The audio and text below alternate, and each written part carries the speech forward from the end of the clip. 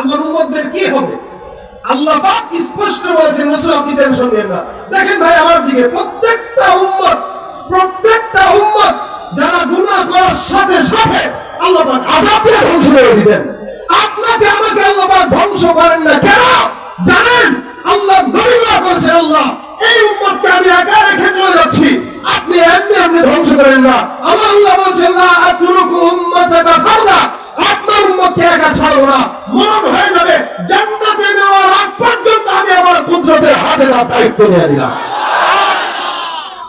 এটা কার দয়া? আল্লাহ।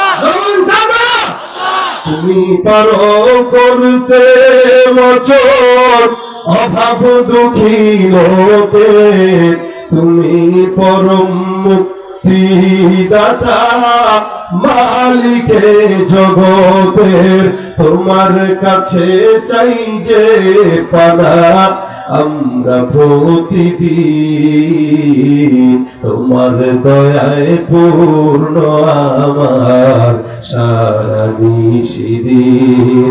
আল্লাহ তুমি দয়ার সাগর, আল্লাহ তুমি দয়ার সাগর, রহমানুর রহিম, তোমার দয়ায় পূর্ণ আমার সারা নিশিদিন। কার দয়া? বেঁচে আছি কার দয়ায়? আচ্ছা বলেন, গোটা দুনিয়ার মালিক রব্বুল আলামিন এত অন্যায় করার পরেও গোপনে গুনাহ করতেছি, প্রকাশ্য অন্যায় করছি, সুদ ঘুষ দুর্নীতি জেনা ব্যভিচার, এমন কোন অন্যায় নাই যেটা মানুষ করে না।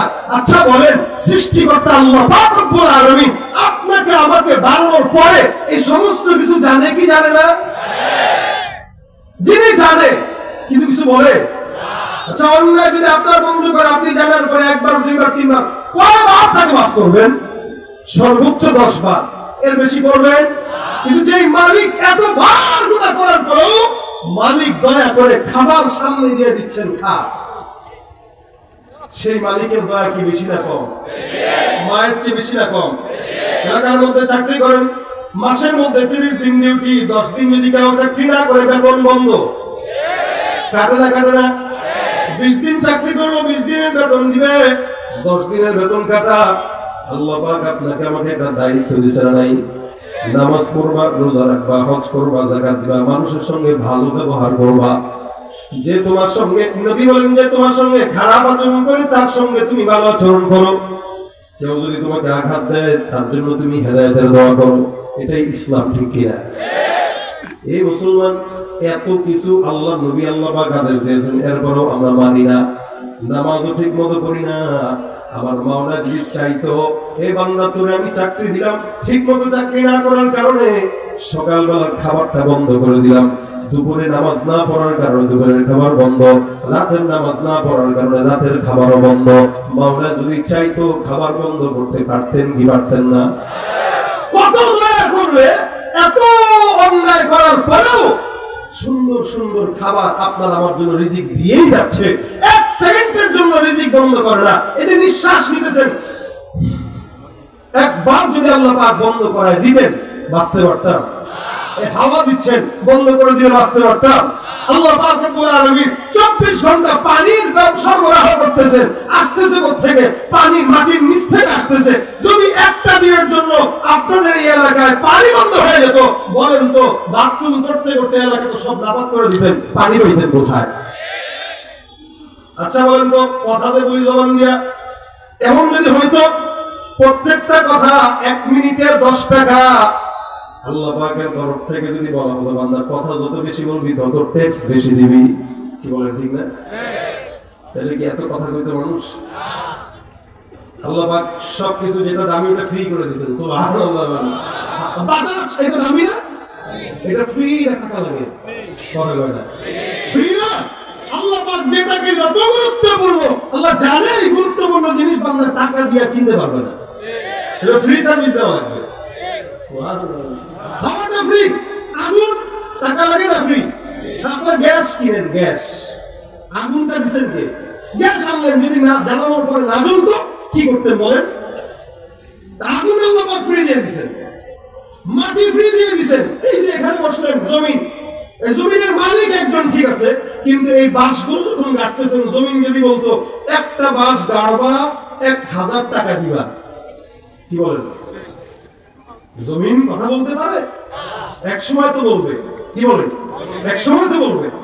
জমিন যদি আল্লাহ পাক জমিনের আওয়াজ দিত, কথা বলতে পারতো। আর জমিন যদি বলতো 1 2 3 4 5 6 7, মনে করেন এখানে 50টা বাদ করছেন, এই 50টা বাসের জন্য আমার আগে 50,000 টাকা দেন, তারপরে ভাই আমি অনুমতি দিব, তাহলে আপনার আমার বাসাবাড়ি করার মতো ক্ষমতা ছিল না। আল্লাহ ফ্রি দিয়ে দিছে। জবান দিয়ে কথা বলা লাগে, জবানকে ফ্রি দিছে, তাও কত ফ্রি দেখেন। এই জবান দিয়ে বান্দা ইবাদত করবে কার? আল্লাহ। জবান দিয়ে ডাকবে কাকে? সুবহানাল্লাহ, আলহামদুলিল্লাহ, লা ইলাহা ইল্লাল্লাহ, আল্লাহু আকবার। আচ্ছা বলুন তো, জবান দিয়ে যত কথা বলি, মানুষের চোখের ব্যথা আছে না নাই? কানের ব্যথা আছে না নাই? মাঝে মাঝে কপালের ব্যথা করে, কি করে না? আমার ছোট্ট পিচ্ছে একদিন ডাকলে আবার কপালে ব্যথা করে, কিন্তু কপাল আছে না, ব্যথা কোন জায়গায়? একসময় আমরা মনে করতাম যে মাথা আমার কোন জায়গায় ব্যথা করে, কিন্তু মাথা ব্যথা আছে না নাই? হাতের ব্যথা হয়, পায়ের ব্যথা হয়, পেটের ব্যথা হয়, মাথার ব্যথা হয়, পিঠে ব্যথা হয়। এ মুসলমান খুব বুঝবেন, আল্লাহ পাক রব্বুল আলামিন বান্দাকে যে জবান দিয়েছেন, জবানটা এমন গুরুত্বপূর্ণ জবান। বান্দার হাত ব্যথা হয়, পা ব্যথা হয়, বা কপাল ব্যথা হয়, নাক ব্যথা হয়, কিন্তু মাগাল বান্দার জিহ্বাটা আল্লাহ কোনোদিন ব্যথা করে না। আমার আল্লাহ জানেন, তোমার যে জিহ্বাটা দিলাম, জিহ্বা দিয়ে কোনো নেতার গোলামি নয়, কোনো মানুষকে ডাকা নয়।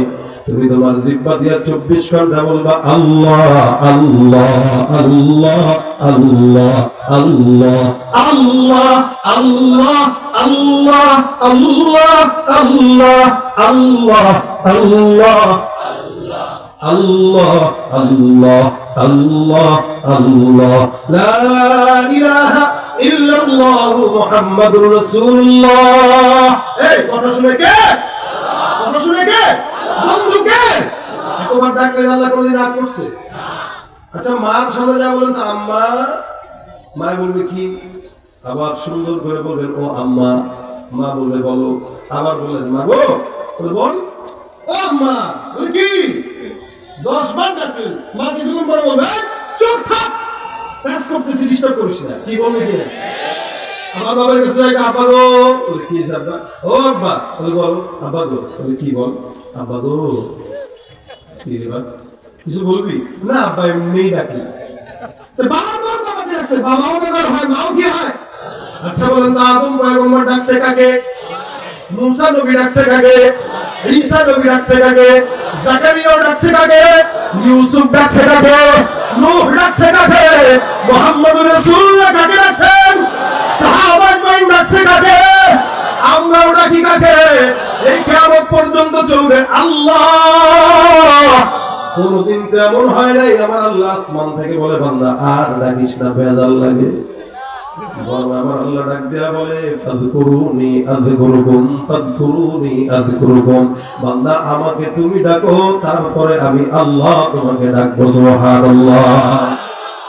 আয় মুসলমান নবীর উম্মত, এক বান্দা মাজুসি মূর্তি কি বলে, সূর্য পূজা করে, গাছের পূজা করে, আগুনের পূজা করে, অগ্নি পূজকদেরকে মাজুসি বলে।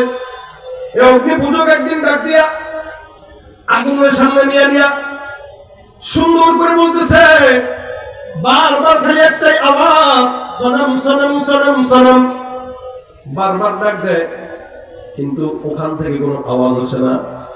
বারবার শব্দ দিয়ে একটাই শব্দ, সনম সনম সনম সনম সনম সনম।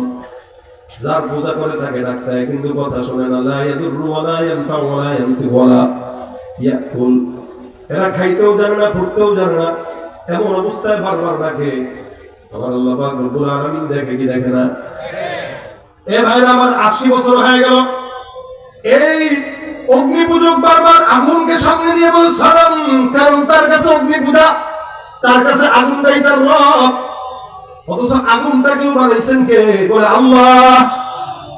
বারবার ডাক দিয়ে বলে সালাম সালাম সালাম, কিন্তু আওয়াজ নাই। হঠাৎ করে 80 বছর পর জবান দিয়ে বের হয়ে গেছে সালাম শব্দের পরিবর্তে সমাদ। সমাদটা কার নাম? আমার আল্লাহ পাক কোরআনে বলেন কুল হুয়াল্লাহু আহাদ আল্লাহুস সামাদ লাম ইয়ালিদ ওয়া লাম ইউলাদ ওয়া লাম ইয়াকুল লাহু কুফুয়ান আহাদ। আমার আল্লাহ পাক রব্বুল আলামিন আসমানে ওই বান্দা সালাম সালাম সালাম বলে বলে সালাম, আসমান থেকে গাইবে আওয়াজ, আমার আল্লাহ একদম লাব্বাইকা ইয়া আবদি, হে আমার বান্দা বল, তুই এত বছর পর্যন্ত বারবার মূর্তিরে ডাকলি, মূর্তি কোনোদিন জবাব দেয় নাই, অগ্নি পূজা করলি জবাব দেয় নাই, অমুকরে ডাকলি জবাব দেয় নাই, রাত্রিবেলা চেয়ারম্যানের ডাকে জবাব দেয় না, মেম্বারের ডাকে জবাব দেয় না, অমুক জায়গায় জায়গায় নেতারা ডাক দেয় জবাব দেয় না, কিন্তু আমার আল্লাহ ডাক দেয় আমার বান্দা যায় নামাজটা বিছায় দাও আর শুধু সুন্দর করে 2 রাকাত নামাজ পড়ে দাও। আল্লাহ, আমার আল্লাহ পাক রব্বুল আলামিন বলে বান্দা তুই প্রশ্ন করতে দেরি, আমি মালিক জবাব দিতে দেরি করি না। বন্দেগানে খাস আল্লাহ মুগয়ুব দরজা জানে জাওয়াসি সুলকুলুব জবে সরশবু এ পিরাহন শনিদি চরাদর চাহে কিনানশ নদীদি। বন্ধুকে এ মুসলমান ভাইয়ের গর্ব থেকে এই পর্যন্ত যিনি দয়া করছেন, গুনাহগুলো সব যাদের পুরো কিছু বলে না, আমি যে কোন জায়গায় অন্যায় করলাম, কার সঙ্গে মিথ্যা বললাম, ওজনে কাকে কম দিলাম, ঠকাইলাম কাকে, মিথ্যা বললাম কার সঙ্গে, কাকে আঘাত দিলাম, অন্যায় ভাবে কার জায়গা চুরি করলাম, কাউকে কষ্ট দিলাম, এই সমস্ত অন্যায় আল্লাহ জানে কি জানে না? এরপরও কিছু বলেনি। কত দয়াময় আল্লাহ, বান্দা কোটি কোটি গুনাহ করার পরেও আমার আল্লাহ পাক রব্বুল আলামিন বান্দাকে ক্ষমা করে দেয় একটা শব্দের মাধ্যমে। কি নবী বলেন, বান্দা যদি একবার পরে আস্তাগফিরুল্লাহ, আমার আল্লাহ বান্দার সমুদ্রের ফেনা পরিমাণ গুনাহ থাকলেও সব গুনাহ আল্লাহ পাক মাফ করে দেয়। কোনো টেনশন নাই ভাই। বলে ইসরাইলের লোকের ঘটনা রাসূল সাল্লাল্লাহু আলাইহি ওয়াসাল্লাম হাদিস শরীফে বর্ণনা করেন। বনি ইসরাইলের এক লোক একটা নয়, দুইটা নয়, 99টা খুন করছে। কয়টা খুন করছে ভাই? 99টা খুন। আলহামদুলিল্লাহ আমরা কেউ খুন করি নাই। করছে না তারা? কেউ করি নাই। খুন করলেও কয়টা করছে? হয়তো একটা দুইটা করছে। রাজনৈতিক বন্ধুরা আমাদের দেশে খুনাখুনি হয়। 99টা খুন করার পরে একজনের কাছে গেছেন, যাবে ডাক দেয়া কয়, হুজুর আমি আজ অন্যায় করলাম, মাফ পাবো কিনা? কয়টা খুন করছে? বলে 99টা। তাড়াতাড়ি ভাগ, 99টা খুন করলো, আল্লাহ পাক ক্ষমা করবে না। সন্ত্রাস 99টা খুন করার পরে মেজাজ গরম হয়ে গেছে। হুজুরের পাই কি মাফ যদি না পাই ধরেও তো রাখবো না। চাকু একটা পকেটের মধ্যে ছিল, বাইর করে হুজুর মেরে ফেলছে। এখন হয়েছে কয়টা? সেঞ্চুরি হয়ে গেছে। সেঞ্চুরি করার পর এখন মাথা নষ্ট। হায় হায় হায়, 100টা ছিল না, 99টা ছিল, একটা কম ছিল। এখন 99টা করার পর একটা বাড়ছে, তার মানে গুনাহ আরো বাড়ছে। আবার দৌড় দিয়া একটা আলেমের কাছে যায়, এটা বলে হুজুর অন্যায় তো 99টা করছিলাম, আরেকজনের কাছে গেছিলাম, সে বলে মাফ পাবো না, তারও মেরে ফেলছি, আপনার কাছে আসলাম, বলেন তো 100টা খুনের ক্ষমা আল্লাহ পাক মাফ করবে কিনা গুনাহ? আলেম ডাক দিয়া বলে, আমার আল্লাহ পাক রব্বুল আলামিন বান্দা টেনশন নাই, গুনাহ 100টা করছো, 1000 কোটিও যদি করো, তোমার গুনাহ যেখানে শেষ আমার মাওলার দয়া সেখানে শুরু। বান্দা গুনাহ করতে করতে ক্লান্ত হবা, আল্লাহ পাক ক্লান্ত হয় না। এ মুসলমান, ওই বান্দাটা দেখো কি করণীয়? বলে এখান থেকে রওনা দাও, অমুক এলাকায় একটা আলেম আছে, তার কাছে যাবা, তওবা করে সুন্দর করে আল্লাহর কাছে ক্ষমা চাই নিবা, আল্লাহ পাক মাফ করে দিবে। উদাহরণস্বরূপ এখানে তার বাসা, সাভারে তার বাসা, আর তওবার দরজা হলো মনে করেন বগুড়া। এখান থেকে রওনা দাও, 100 কিলোমিটার যাওয়ার পর একজন আলেমকে দেখবা, তার কাছে ক্ষমা চাইবা। আল্লাহর বান্দা গোসল করে পবিত্র হয়ে রওনা হয়ে গেছে। যাবে কয় কিলো? 100 কিলো। যেতে যেতে যেতে যেতে 40 কিলো যায়। আমার মাওলা ডাক দিয়া বলে, ইদা জা আজালুহুম লা ইস্তাখিরুনা সাআতান ওয়া লা ইস্তাকদিমুন। এ বান্দা, যখন নাকি হায়াত শেষ হয়ে যায়, আর কোনো জায়গা নাই, বান্দার হায়াত যেখানেই শেষ সেখানেই মউত। এই দুনিয়ায় আপনার বাবা আগে আসবে, আপনার দাদা আগে আসবে, তারপরে আপনি আসবেন। দাদা, বাবা, ছেলে, নাতি, সিরিয়াল আসার আছে, যাওয়ার সিরিয়াল নেই। জমিনের মধ্যে বান্দা যাওয়া এমন একটা অবস্থা, কে আগে যাবে কে পরে যাবে এটার কোনো গ্যারান্টি নেই, কিন্তু আসবে তারপরে একটার পরে একটা।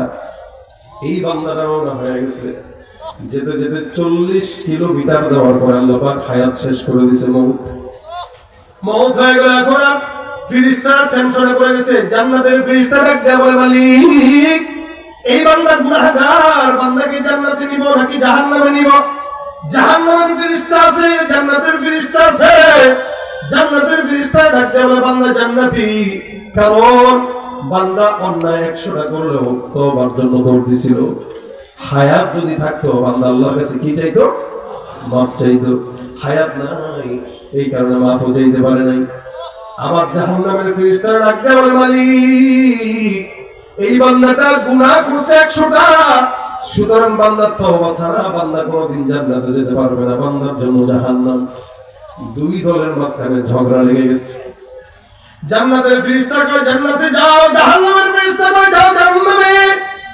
আমার আল্লাহ ডাক দেয়া বলে, ফেরেশতা আমার বান্দা জান্নাতে যাবে নাকি জাহান্নাম, এটা আমি আল্লাহ পাক রব্বুল আলামিন এমনি বলবো না। একটা কাজ করো, বান্দা বাসা থেকে তওবা পর্যন্ত না, তওবার রাস্তা যদি বান্দার দীর্ঘ হয় এই বান্দা সোজাসুজি জান্নাতে চলে যাবে। আর যদি রাস্তা লম্বা না হয় তাহলে বান্দা জাহান্নামে যাবে। আসলে 100 কিলোমিটার রাস্তার মধ্যে বান্দার রাস্তা ছিল মাত্র 40 কিলোমিটার গেছে। কোনোভাবেই বান্দা জান্নাতি হতে পারে না। রাস্তা যদি মোটামুটি 60 কিলো হইতো জান্নাতি হয়ে যাইতো, কিন্তু রাস্তা কম বেশি না। আমার মাওলা ডাক দেয়া বলে, ফেরেশতা এই বান্দার একটা কাজ করো, বাসা থেকে তওবার রাস্তা পর্যন্ত মাপা শুরু করে দাও। বান্দার রাস্তা যেদিকে বেশি হবে সেদিকেই বান্দা জান্নাত অথবা জাহান্নামে যাবে। রাস্তা কম অনুযায়ী বান্দা জাহান্নামে যাওয়ার কথা, জান্নাতের রাস্তায় যাওয়ার কথা না। এদিক দিয়ে আল্লাহ কয় যাও, ফেরেশতারা জান্নাতের রাস্তা মেপে দাও। আল্লাহ পাক রব্বুল আলামিন ফেরেশতারা জান্নাতের রাস্তা মাপে। আর জমিনকে ডাক দেয়া বলে, হে জমিন আমি আল্লাহ পাক রব্বুল আলামিন আদেশ করে দিলাম যাও, বান্দার রাস্তাটা তোমার রাস্তাটা, বান্দার জন্য জান্নাত পর্যন্ত জমিন তুমি দীর্ঘ হয়ে যাও।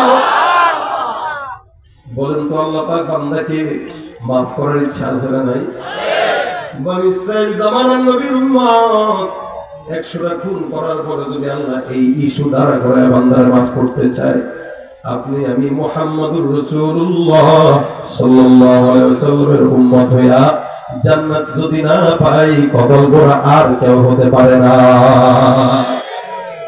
এ ভাইরা আমার দেখেন, এবার রাস্তা মাপা শুরু হয়ে গেল। ফেরেশতারা মাপে আর মাপে, মাপে আর মাপে, মাপে আর মাপে। হঠাৎ করে তাকায় দেখে বান্দার রাস্তা সোজা জান্নাতের গেট। এক রাস্তা জান্নাতের গেট পর্যন্ত যায়। আমার আল্লাহ পাক ডাক দেয়া বলে, বান্দার রাস্তা কোথায়? আল্লাহর ফেরেশতারা বলে, মালিক বুঝলাম না, রাস্তা ছিল কম, বাড়লো কেমনে? আমার আল্লাহ কয়, বান্দার নিয়তের কারণে বান্দার রাস্তা জান্নাত পর্যন্ত চলে গেছে। এই বান্দার রাস্তা যেদিকে, বান্দার সেদিকে জান্নাত দিয়া দাও। জান্নাত চির সুখেরই ঘর, জান্নাত চির সুখেরই ঘর, ওগো জানতে যদি তুমি মায়া ঘেরা রঙিন পৃথিবী, নয়তো সুখের খনি। জান্নাত পাওয়ার সহজ পথ তো শহীদি মরণ, জান্নাত পাওয়ার সহজ পথ তো শহীদি মরণ। শহীদ হলে খুদার রাহে, শহীদ হলে খুদার রাহে, তবে জান্নাত পাবে তুমি মায়া ঘেরা রঙিন পৃথিবী, নয়তো সুখের খনি। আল্লাহু আকবার। কষ্ট হইতেছে মুসলমান। দেখেন বনি ইসরাইল জামানার একজন বান্দা, আল্লাহর নবী সাল্লাল্লাহু আলাইহি ওয়াসাল্লামের উম্মত না হওয়ার পরেও যদি জান্নাতে যেতে পারে, আপনি আমি আখির নবীর উম্মত হয়ে অবশ্যই অবশ্যই জান্নাতে যাব ইনশাআল্লাহ। ইনশাআল্লাহ জোরে বলেন ইনশাআল্লাহ। ভাই হ্যাঁ, জান্নাত তো অবশ্যই যাব, তবে যদি কিছু ময়লা থাকে গুনাহের পরিষ্কারের জন্য হয়তো সাময়িক জাহান্নামে দিতেও পারে, কারণ জান্নাত পবিত্র জায়গা। এই পবিত্র জায়গায় অপবিত্র কোনো কিছু গায়ে থাকবে আর ঢুকাবে, এটা হতে পারে।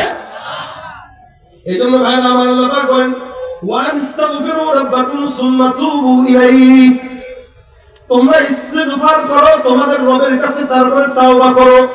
ইস্তিগফার কি? সকালবেলা অন্যায় করলাম, আল্লাহ মাফ করে দাও, এটা ইস্তিগফার। আস্তাগফিরুল্লাহ বলেন, আস্তাগফিরুল্লাহ। যা গুনাহ করলাম সব আল্লাহ তুমি মাফ করে দাও, আস্তাগফিরুল্লাহ। এ মুসলমান, এরপরে বলেন তওবা করো। তওবা কি? বলে আল্লাহ আজকে যে গুনাহ হয়ে গেছে কালকে আর হবে না, এটা হলো তওবা। যদি এটা কেউ করে, ইমাত্তিউকুম মাতা'আন হাসানান ইলা আজালিন মুসাম্মা, এই বান্দার মরণ পর্যন্ত যত নিয়ামত দরকার সব নিয়ামতের ব্যবস্থা আমি আল্লাহ করে দিব।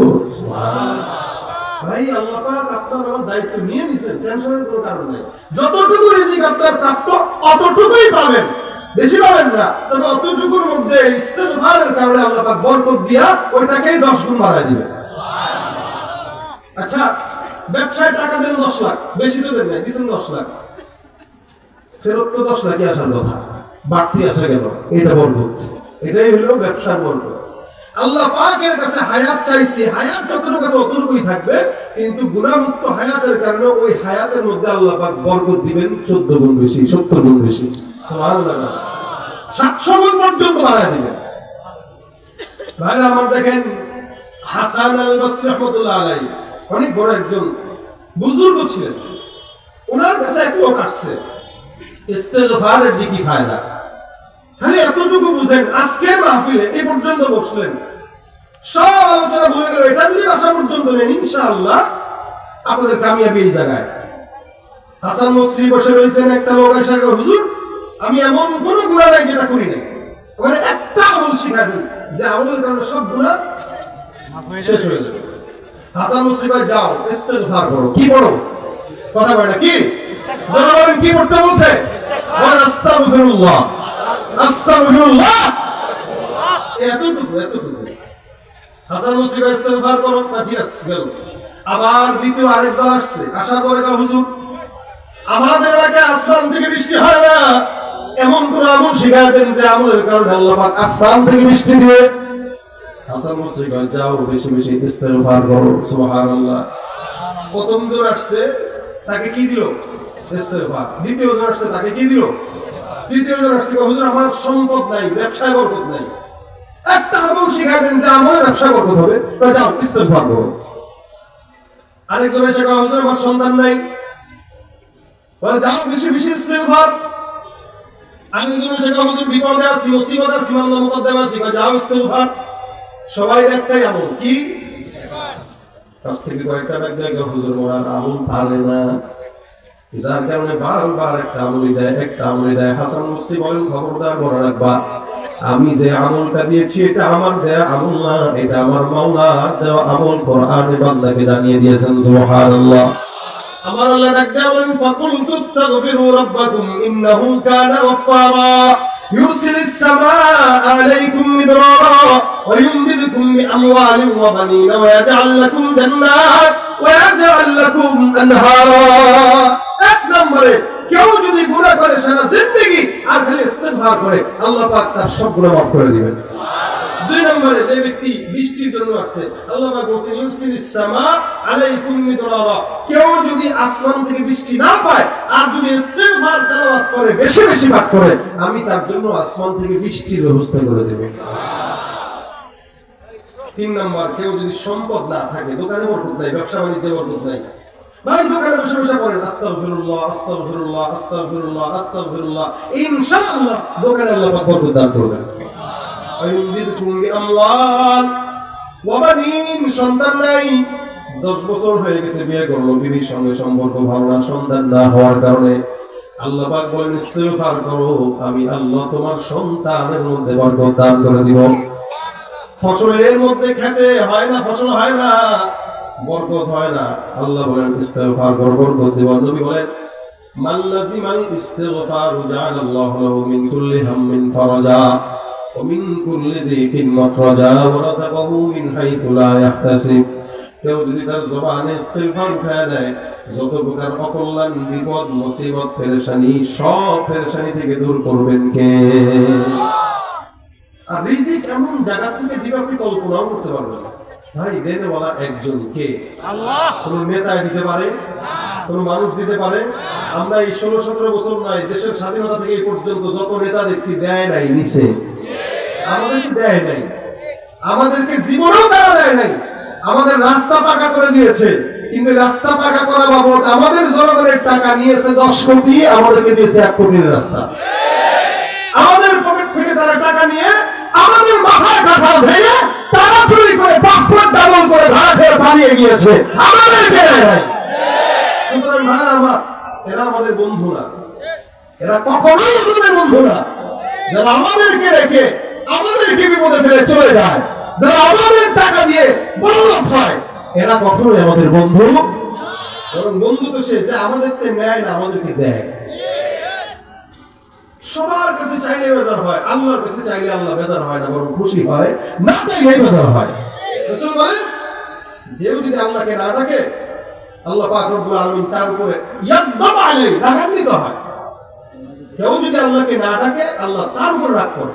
তাহলে এমন মালিকও তো দরকার যাকে না ডাকলে বেজার হবে, ডাকলেই খুশি হবে। সুবহানাল্লাহ। ওই যে বললাম জিহ্বা কোনোদিন ব্যথা হয় না কেন? এই জিহ্বাকে ডাকার জন্য আল্লাহ দিয়েছেন যে তোকে আমি দিলাম, তোর রক্ত, মাংস, পিণ্ড যা আছে সব আমি দিলাম, সুতরাং তুই বুঝিস এটার হক আমার। 24 ঘন্টা তুই আমাকেই ডাক, আমি আল্লাহ পাক তোর ডাকে সাড়া দিব, তুই বুঝবি না। সাথে সাথে আল্লাহ পাক আসমানে এসে বলে আমি মুস্তাগফির, এমন কোন আসু চাও আমি দেব। আপনি ফজরের নামাজটা পড়ার সাথে সাথে আল্লাহ পাকের রহমত, বরকত আপনি আপনার শরীর আর মনে আভা, আপনি আলামত প্রকাশ পাবেন। সব মুনাফিকরা ফজরের সময় ঘুমায়, কিন্তু আপনি সকালে ফজরের নামাজটা পড়ে একটু হাঁটবেন, দেখবেন আপনার অন্তরের মধ্যে আলাদা প্রশান্তি কাজ করতেছে। কেন জানেন? ফজরের নামাজের সময় সব আল্লাহর গোলামরাই জাগে, বেঈমানরা জাগে না। আল্লাহ পাক ওই সময় বান্দাকে রহমত দেয়। আপনি আমি আল্লাহর রহমত না নেওয়ার কারণে আমার রহমতটা পাহাড়ের চূড়ায় দিচ্ছে, আমার রহমতটা সমুদ্রে দিচ্ছে, পাহাড়ের গাছে দিচ্ছে, তারা উর্বর হচ্ছে, আর আমরা না খায় শুকাইতে শুকাইতে মরতেছি।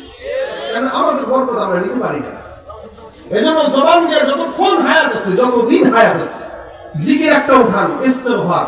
সম্পদ দরকার, সন্তান দরকার, বিপদ মুক্ত হওয়া দরকার, আপনার সমস্ত ঝামেলা থেকে মুক্ত হওয়া দরকার, আপনার বিবি কথা শুনে না, সন্তান কথা শুনে না, গুনাহমুক্ত হওয়া দরকার, কত কি দরকার। প্রত্যেকটা জিনিসের আমল একটা আস্তাগফিরুল্লাহ।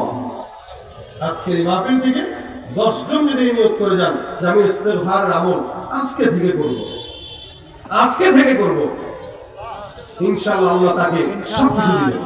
ভাই ইনশাআল্লাহ এই শুনেন, বুঝেন, আমাদের এই জায়গায় আজকের এই মাহফিলে আমাদের হিন্দু ভাইরাও আছে না, মুসলমান ভাইরাও আছে। মুসলমান ভাইদের গুনাহ মাফ করা দরকার আছে কিনা? নাই, আছে। আর আমাদের হিন্দু ভাইদের আছে, এরা সবাই তো বড় লোক হতে চায়, চায় না? আপনারাও চান না? বলেন তো এই দুনিয়ায় বড় লোক হতে চায় না কে? সবাই চায়। তাহলে আমি সবাইকেই বলবো, কারো যদি গুনাহ মাফ হওয়া দরকার না থাকে, সে টাকার জন্য চাক, সন্তান নাই তার জন্য চাক, বিপদ আছে তার জন্য চাক, আপনি যেই কিছুতেই চাবেন সেটাই আল্লাহ পাক আশা পূরণ করে দিবেন। শব্দ কতটুকু? আস্তাগফিরুল্লাহ বলেন, বলেন। নবী বলেন, রাসূল সাল্লাল্লাহু আলাইহি ওয়াসাল্লাম বলেন, আমি নবী হওয়ার পর প্রতিদিন 100 বার ইস্তেগফার করতাম। সুবহানাল্লাহ। রাসূল বলতেছেন, রাসূল নিষ্পাপ, জান্নাতের সরদার। নবী বলতেছেন আমি 100 বার করতাম, তাহলে আমাদের তো ভাই 1 কোটি বার করা দরকার। কিন্তু আমরা একবারও, এজন্য নিয়ত করেন নবীর সঙ্গে যেন মিলে যায়, প্রত্যেকদিন কমাস কম 100 বার। কয়বার? কয়বার? আমি নিয়ত করছি প্রত্যেকদিন 100 বার করব। আপনারা নিয়ত করেন তো কারা কারা করবেন? আল্লাহ পাক সবাইকে তৌফিক দান করুন, বলেন আমিন। সবাই হাত তুলছেন, আলহামদুলিল্লাহ। আল্লাহ পাক যদি এই উসিলায় কাউকে কবুল করে, কি বলেন? কথা কয় না, জোরে বলেন আমিন। করতে থাকেন, আল্লাহ পাক যে কোনো জায়গা থেকে বরকত দান করবে। বিপদ, মুসিবত, সন্তান কথা শুনছে না, বিবি কথা শুনতেছে না, ঘরের ভিতরে ঝামেলা, পারিবারিক সমস্যা, যত সমস্যা সমাধান একটাই, আস্তাগফিরুল্লাহ। নেতার কাছে না দৌড়ায় আস্তাগফিরুল্লাহ করেন, তাহলে বাস। আমাদের এই সমাজে নেতা কর্মীরা যারা আছে 100-র ভিতরে 90 জনই খারাপ, 10 জন মোটামুটি ভালো। সুতরাং এদের পিছনে দৌড়ায় সময় নষ্ট করার কোনো যুক্তিকতা নেই। যার পিছনে দৌড়াইলে লাভ আছে তার পিছনে দৌড়াতে। হায়াত অল্প সময়, এই হায়াতের মধ্যে আল্লাহ পাক রব্বুল আলামিনকে যত চিনবেন ততই কল্যাণ, আর যত ভুলবেন ততই অকল্যাণ। আল্লাহ তাকে আমাদেরকে চিনার তৌফিক দান করুন, আমিন। মাওলা ইশকে জলে আগুন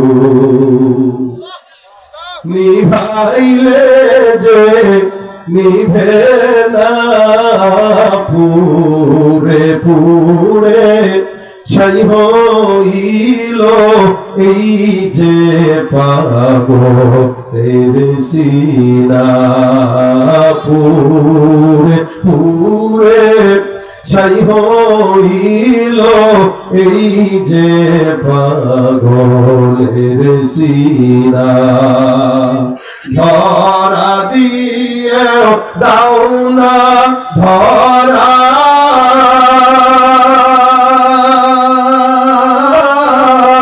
কাছে থেকে দাও না সারা, এই বুকেতে বইছে খরা, এই বুকেতে বইছে খরা, না পাওয়ারি যাত না, পুরে পুরে ছাই হইল এই যে পাগলের সিনা।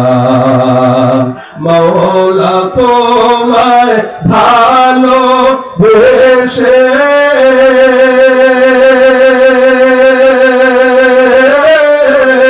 কলিজা পুড়ে গন্ধ আসে, আমি তোমার নূরে যাব মিশে, তোমার নূরে যাব মিশে, দূরে ঠেলে দিও না, পুরে পুরে ছাই হইল এই যে পাগলের সিনা, পুরে পুরে ছাই হইল এই যে পাগলের সিনা।